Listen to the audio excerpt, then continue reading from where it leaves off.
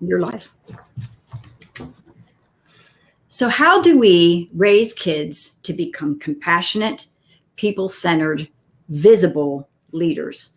The answer actually lies within us. How do we set the example? How do we live in compassion and step into the spotlight of our own lives? Today, Dr. AJ, who uncovers what it really means to make the invisible visible. She shares why many leadership models are outdated. And if we really, really want to empower ourselves and our children, we must create more inclusivity in the world. Hi, my name is Cheryl Bassett, and I'm founder of Unstoppable Connections, international bestseller, and creator of the award-winning Unstoppable Family Meeting Toolkit. I am also the host for this show, Kitchen Table Conversations, as part of the EDGE Network. Families do tap into my 4 gifts, which is really a reflection of my own family's journey and how we built a foundation of how we communicate built on trust. Those 4 gifts actually weave into everything that I do. If you would like to learn more about the 4 gifts and my work with connecting families, you can go to unstoppableconnections.com. And if you would like to be on the show, or if you have an idea for the show, you can go to kitchentableconversations.com.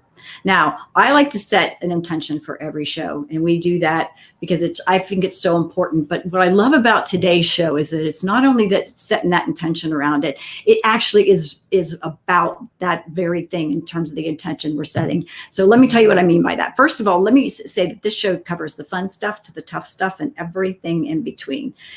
And today we're in that just really important, good to know stuff.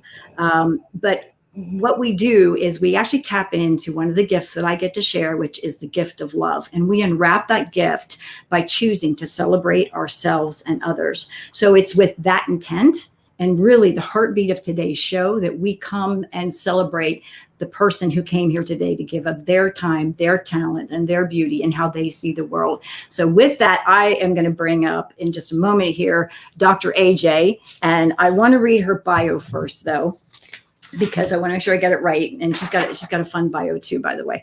So Dr. AJ's tagline in life is making invisible visible for better belongingness. She is a social personality psychologist, a certified professional executive and leadership coach, a diversity, equity, and inclusion consultant, an author, blogger, keynote speaker, a podcaster, and she is a 2-time traumatic brain injury survivor. We're going to talk about that a little bit. AJ loves to help ambitious working professionals increase their visibility and recognition to step them into becoming conscientious, compassionate, people-centered leaders. She also loves to help organizations create safe spaces for belongingness by harnessing and leveraging the hidden diversity of our talents. And I love all that because that's really what the 4th gift is about, celebrating ourselves and others. So I love that we're diving into this. In her limited free time, you're going to love this too, by the way, AJ loves to dance around her living room with her 4-year-old rainbow miracle warrior child, her 2 rescue pups, and her husband. Or you can find her in the kitchen where she likes to think that she is a mad genius. Her husband and child agree, and she thinks her dog's maybe not so much. But anyway, with that, I love that we get to know her a little bit even on that personal level. So let me bring on right now Dr. AJ.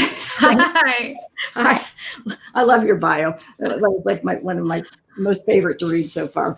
Thank you. Yeah, so that's great. So yeah, thanks for being here. I know you and I got to meet not that long ago, but we just really connected, and I love what you share, and you know that because it really speaks to some of the things that I want to share, to out into the world and create that positive ripple.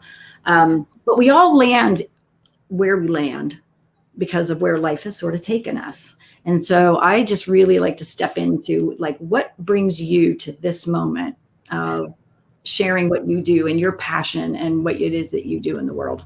Absolutely. Well, first, Cheryl, thank you so much for having me on your show. Like you said, we connected so well. And so I'm so glad I get to share my gift of love through love and compassion with anybody who's watching this. And that's really actually been what has brought me to where I am, is really tapping into that love and compassion. So I grew up in India, and I really have to credit my family for they've always told me that, especially my grandfather, he's a Vedic astrologer. And so he's always told me, oh, the stars have already told you, like, you're special, you're special, you're special.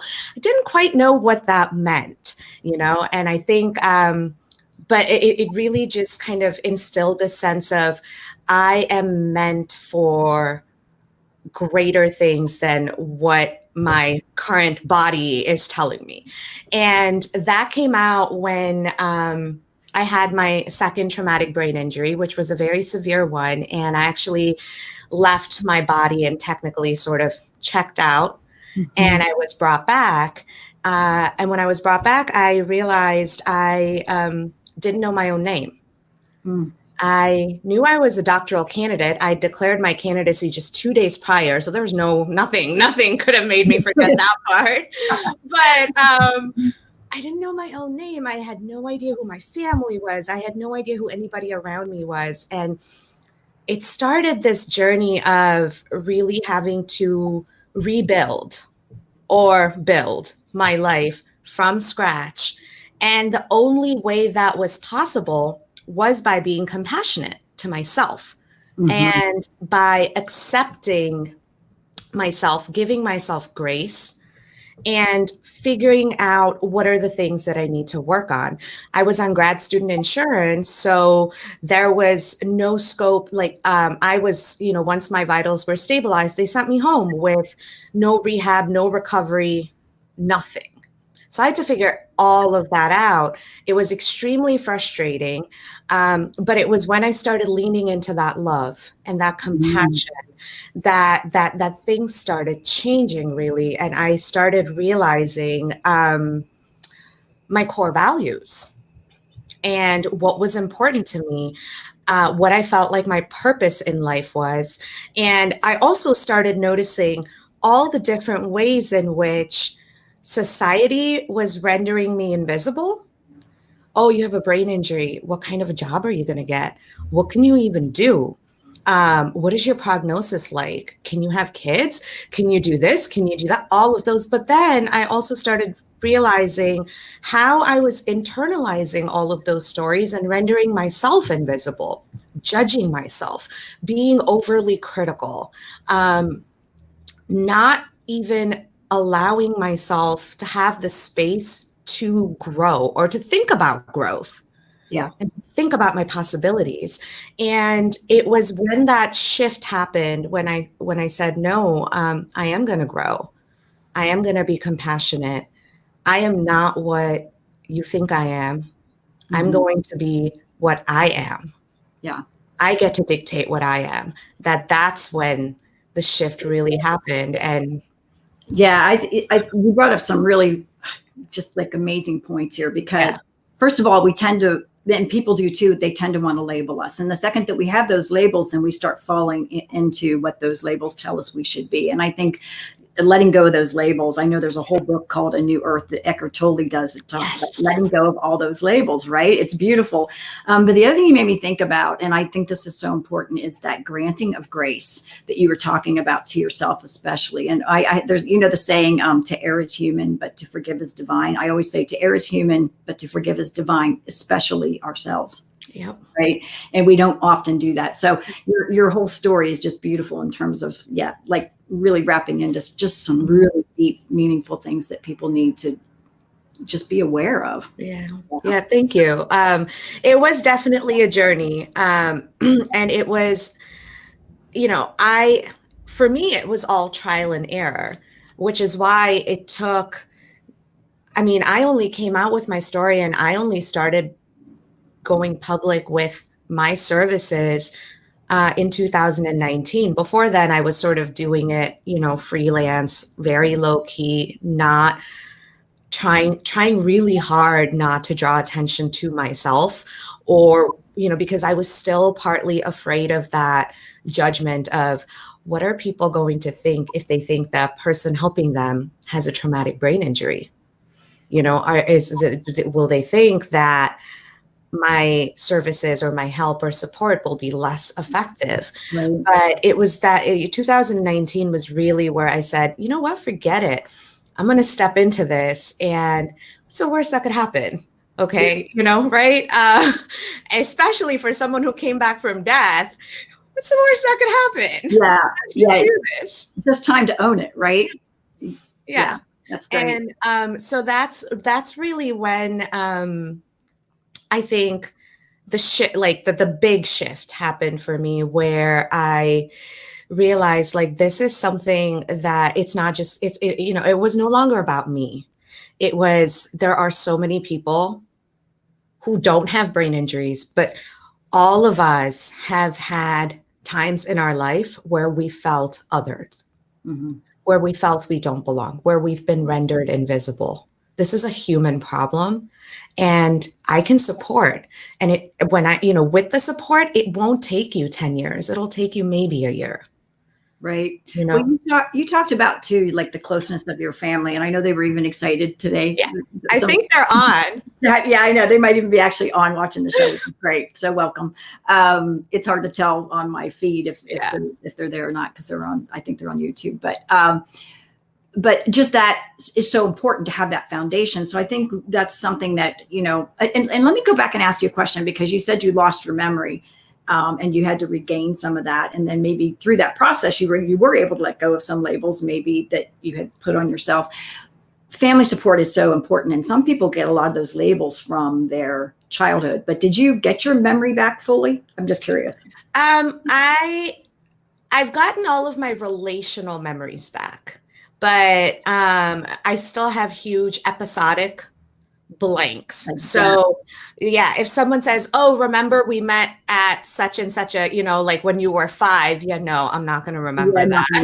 Okay. But I feel like most people wouldn't, regardless of whether they have a brain injury or not, like, don't take me back to when I was 5. Right. I don't remember what I ate for dinner last month. I remember a few things when I was that young, but there'd be big gaps for me too. Exactly. So, but relationally, I think, this is, and that family connection is so important, because yes, so the key thing that happened with me is my family was just so supportive that, they went out of their way to remind me of who they are, their place in my life. And of course that came with the good and the, not so good, as you said, with some people putting some labels on me and everything. But then again, it's that now that I got to kind of,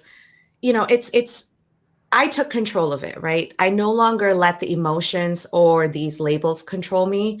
I controlled them. I dictated that. So for me, through that process, it was easy. Well, it wasn't easy. It was tedious, but simple to separate the bond from the label. And I just dropped the label and I said, this is who I am now. This is who I want to be. And what you think of me, that's on you, and that's okay. It's not going to change how I feel about you. It's not going to change my affection for you. If it changes it on your part, again, that's on you. And I'm okay with that. Yeah.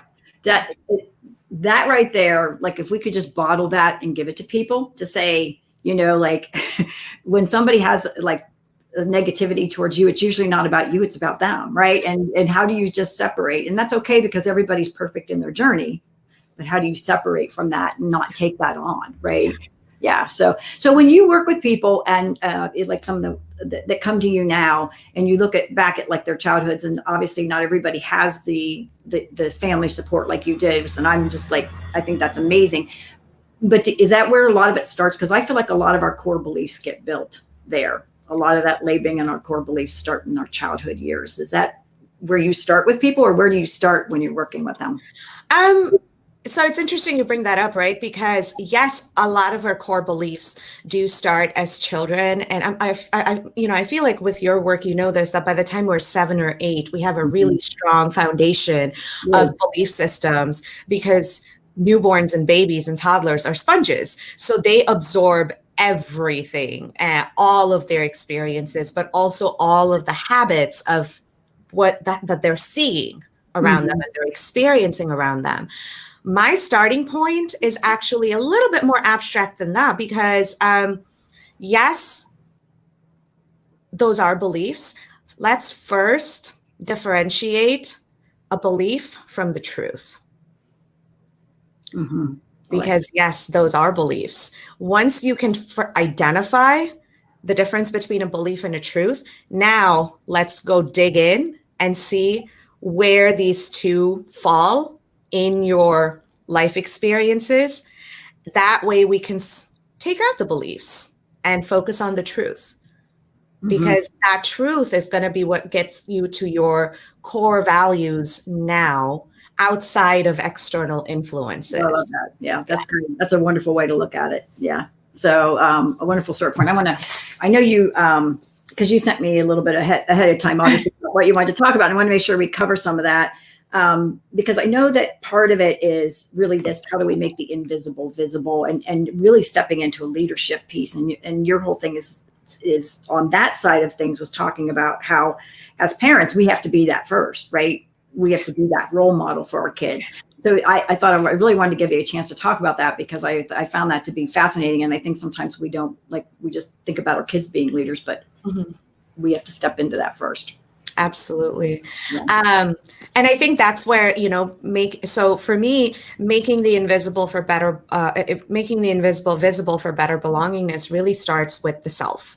If you want to raise compassionate, people-centered, visible leaders who are seen, heard, valued, and appreciated and recognized by their peers and their networks, it really has to start with you, because they are modeling you. So, and we know, there's great examples out there, things like, for especially women, right? When women look in the mirror and they tell themselves, oh, well, I need a little bit more concealer, or I need to lose 10 pounds, and their toddler is listening to them. That's what is their you are teaching your toddler that it's okay to be that critical of yourself. Yeah, right. Now let's flip that and talk into the mirror and say, you're amazing. Yes, you have to, there's areas of growth, but you can do it, because look at how much you've grown over your life. Look at how much development, personal development, and wisdom and experience of all of this that you've gained over your life. So you can do it. You can be anybody you want to be, even now. Forget pivoting. You can evolve and transcend. Yeah. Imagine a toddler hearing that and saying, wow, even if I am somebody, I can change that somebody. Yeah. That's where that, that making the invisible visible comes from. And for me, I think, it stems back to my mom. So my mom was an engineer at a time when female engineers in India were like 1 in 8 gazillion. And, I think that's where the population was even then. But, and she really fought to become an engineer. And this was before internet, I may be aging my mom, me, everybody, but this was before the internet. And, but information management systems and all of those were just picking up at that time. So I was 8 years old when my mom decided, I am going to change my career. And I'm going to go get a master's in information systems, which she did, having a family and an 8-year-old. And I watched her go through that change, that journey, with all of the ups and downs, with her writing her thesis, having problems with the binder, the whole 9 yards. And so when it came time for me to rebuild myself, that was my foundation. You could go back to that. Yeah, that's great. Yeah. And that's why I'm able to be a compassionate, visible leader, because my mom literally showed it to me. She may not have realized it. Mom, if you're watching, thank you. But she didn't realize it at that time, but that was my foundation. Yeah. Well, a couple things there too. And one of the things that you just made me think about, because we were talking even before the show about maybe doing a challenge. And right now I think it'd be kind of fun to even just say, hey, go do a mirror challenge, right? Because words are so powerful. Right. And we don't realize our words sometimes, but our subconscious does. It hears it all. Right. And we need to be kind to ourselves, and we need to be saying the things that empower us, but not only just for you, but for your kids, as you're saying, right? Because they're taking it in too. And if you're constantly putting yourself down, guess what they're going to think is okay to do, right? Yeah. So I think the mirror challenge would be actually a really fun challenge, right? Like I challenge you to go to the mirror right now. It's for 30 seconds or 60 seconds. Say like the nicest things possible about yourself, point out everything that's amazing and wonderful about you that makes you you. Yeah. Bonus points if your kids are watching you do this. Yeah, exactly. Right. Yeah, I love that. So maybe we'll make that one of the challenges that we do with families, and they can experience, and maybe even the kids get to. I know there's a video of a little girl who gets in the mirror and does that on YouTube. I'll have to go find it. And then there was one where a little boy walks to school. Did you see that? Where he walks to school every day and he says, "I am smart. I am happy. I can do anything. I am smart. I am happy. I can do anything." And he walks, and he's like 3 or 4 years old. And I just thought, wow, like if I could go back, I'd make my kids walk to school saying. Just because it was so powerful. He's cute to be. But those words are just like insanely important. Absolutely. Absolutely. And not even, I want to take it even a step further and say, don't limit even the positive words or neutral words that come up, like in terms of the societal labels we know, like, and what I mean by that is I'll give you a really concrete example. My daughter's 4, so she doesn't have the concept of gender permanence or object permanence yet.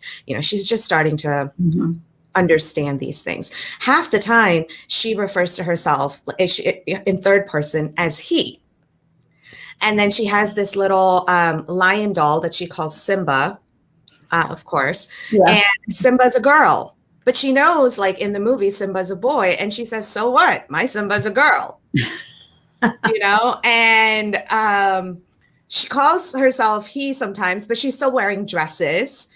And she fully understands that she's, she keeps going back and forth. She understands the difference between girl or boy, but she just wants to do this. That's how she feels. Okay, great.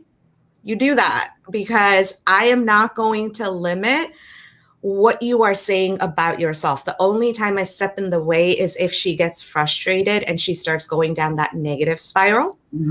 That's the only time I actually step in and sort of remind her of her positive traits, or, wow, look at how well you made this art piece, or, oh, this broke. I wonder what else we can make of this Lego piece, those type of things to just snap her out of the negative.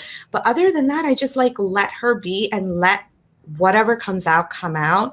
Yeah. And it is the most empowering thing, because my daughter, even at 4, is, especially because she's 4, she's completely fearless, completely. And man, I wish I could bottle that up. Yeah. Yeah, for sure. Right. That whole building self-esteem and just really valuing, like, again, I think it's just so important to celebrate who we are. Right. And that's that true celebration. And as a child, we have no lid. We don't even have a box, let alone lid. Right. And until somebody tells you have to have a box and a lid. Exactly. So, yeah. So I love that you're just letting her, express and be and allow, right? Because I don't think we achieve anything, we allow it. Yeah. Right. Yeah. So, no, that's all beautiful. And then I know, and I feel like there's a similarity between what you're doing and what I'm doing too, because I share something called the 4 gifts. And what I found is those 4 gifts are good at any table, right? It's not just the kitchen table, they're good at the boardroom table. And so I feel like what you're sharing, right? Because I know you're actually in companies also sharing this message, right? But if you can get them to share it at the company level and then take it home. Yep. Right. Exactly. Yeah, exactly. So I that's also, I think, more about, because when you were talking about creating people-centered leaders and stepping in and being the role, well, that happens in the workplace as well, right? How you're leading a team is setting the example. Exactly. Yeah. Because when you tap into your core values, you find that, so here's the thing, right? People always, to me, it's kind of funny, but also very interesting that they talk about their work life and their home life and their social life and their community life. And they talk about the million hats that they have to wear. Okay, I understand there's a million hats, those hats are still going on the same head.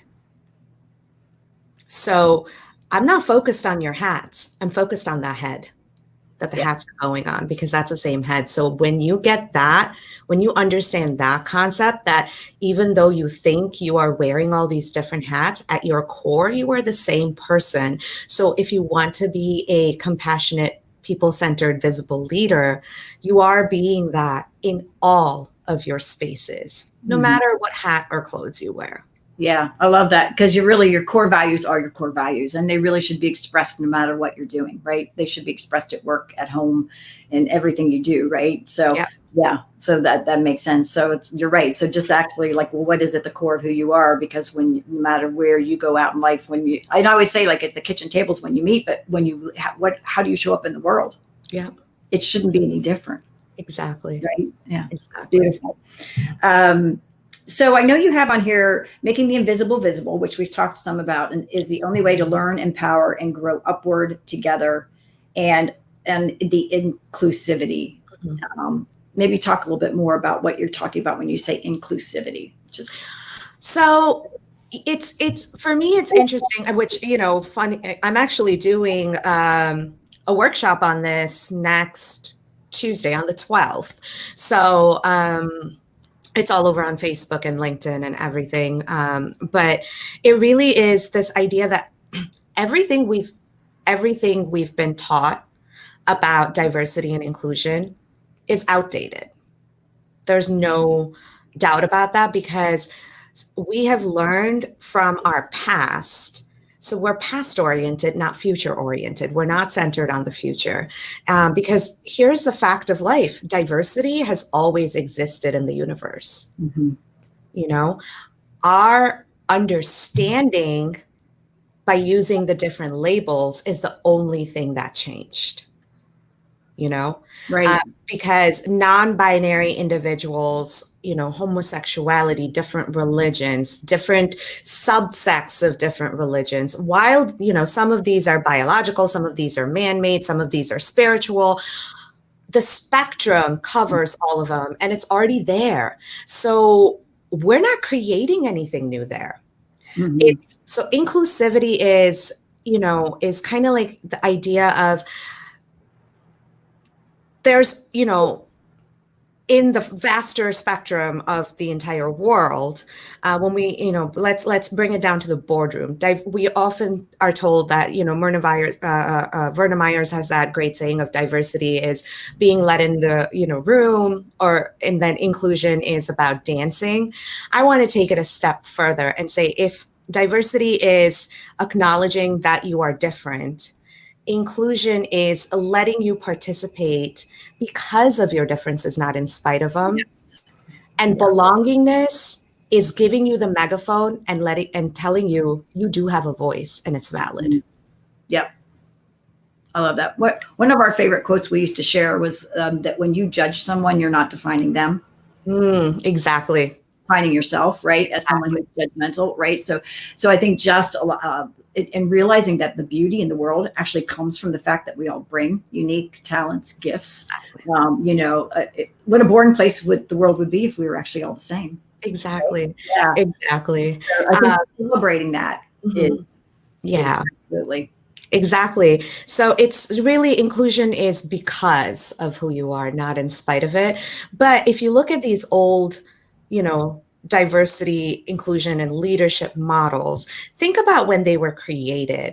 Most of these models came right after World War II, actually, out of industrial and organizational psychology. I mean, granted, there are newer models, but those models then stem from these older models when the workplaces were primarily white males. Women were still, think about like the whole Mad Men show, right? That the women were still very limited, and then they were kind of relegated to lower roles and, kind of seen as inferior, all of this other stuff. We understand better about humanity now, but we're still following these old models, and we're still using those old metrics and performance measures that don't even apply to what we understand about the world now. So why are we still doing that? And if we're still doing that, how can we expect to make any progress if we don't take away all these outdated scripts that aren't serving us well anymore? Right.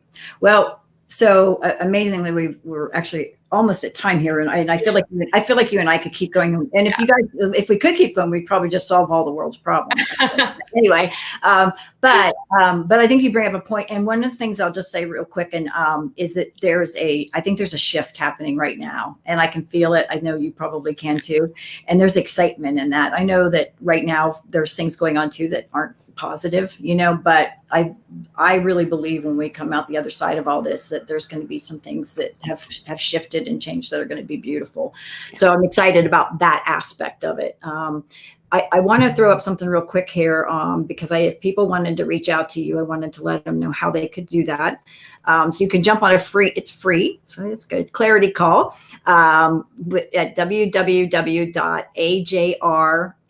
so AJ Rao, .com. And I want to say it out loud because sometimes people listen to the show, although you'll find it in the show notes. That we always have the show notes up, and you can actually click on any of the links that we put in here. I know you also have a Facebook. We can add that into the show notes as well, or anything else. You do have something coming up next Tuesday. So if you're watching this live or close to the time of the live, you can check that out. But if not, you can definitely get on one of these free clarity calls and connect with Dr. AJ. So anyway, it's just been wonderful. And like I said, I feel like we could probably just keep going and solve a few more things. But what I do want to end the shows is, and I forgot to tell you this, so I'm going to really put you on the spot here.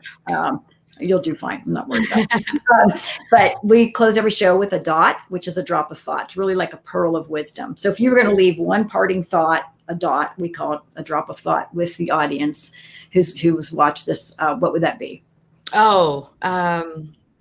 Okay.